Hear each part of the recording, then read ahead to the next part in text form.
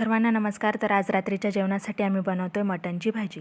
तर सर्वात आधी मी मटण 3-4 पाण्याने छान स्वच्छ धुवून घेतलेले आहे. त्यानंतर त्याला फोडणी देऊन घेते. तर इथे फोडणीसाठी मी घेतलेला आहे कांदा, टोमॅटो आणि कोथिंबीर आणि जिऱ्याची छान फोडणी दिलेली आहे त्याला. तर आमच्याकडे सहसा आहे ना चिकनच जास्त आणलं जातं, कारण मुलांना आवडते बिर्याणी, लॉलीपॉप. तर मटण जे आहे ते कधीतरी आम्ही आणतो. तर आणल्यानंतर मग त्याची मी सरळ ही अशी भाजीच बनवते. भाजी म्हणजे कालवणच बनवतो आम्ही त्याचं.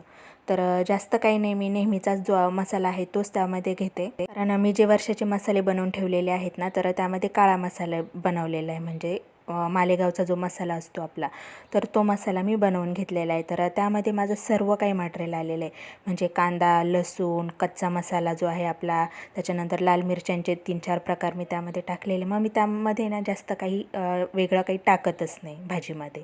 तर हे जे मटेरियल आहे कांदा, टोमॅटो, आलं, लसूण, कोथिंबीर आणि थोडंसं खोबरं, तर ही एक भाजी घट्ट होण्यासाठी मी त्याचा वापर करते.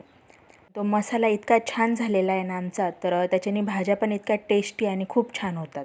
तर ह्याच वर्षी आमच्या दिंडोरीमध्ये मालेगावकरांचं दुकान आलेलं आहे मसाल्याचं. तर तिथूनच मी हा मसाला बनवून घेतलेला आहे आणि मी वर्षाचं पूर्ण बनवूनच घेते, म्हणजे हळद आणि मसाले हे माझे वर्षाचे बनवून ठेवलेलेच असतात. तर इथे मी कुकरच्या छान 9-10 शिट्ट्या काढून घेतलेल्या आहे, कारण त्या भाजीला शिजण्यासाठी ना वेळच लागतो. तर हा आपला मसाला पण छान बारीक झालेला आहे आणि इथे मी भाजीला छान फोडणी पण देऊन घेतलेली आहे. तर बघू शकता किती छान भाजीला कलर पण आलेला आहे आणि तरी पण खूप छान आलेली आहे. तर हे असं कालवण आम्हाला आवडतं चुरून खाण्यासाठी. ह्या अशा भाजीसाठी ना बाजरीची भाकर पाहिजे खरं तर, पण आमच्या घरामध्ये बाजरीची भाकर कुणीही खात नाही, त्यामुळे मग मला पोळ्याच बनवाव्या लागतात. तर तुम्ही नक्की बाजरीची भाकरीसोबत ही भाजी एकदा ट्राय करून बघा, तुम्हाला आवडेल नक्की. तर कसा वाटला तुम्हाला आजचा ब्लॉग?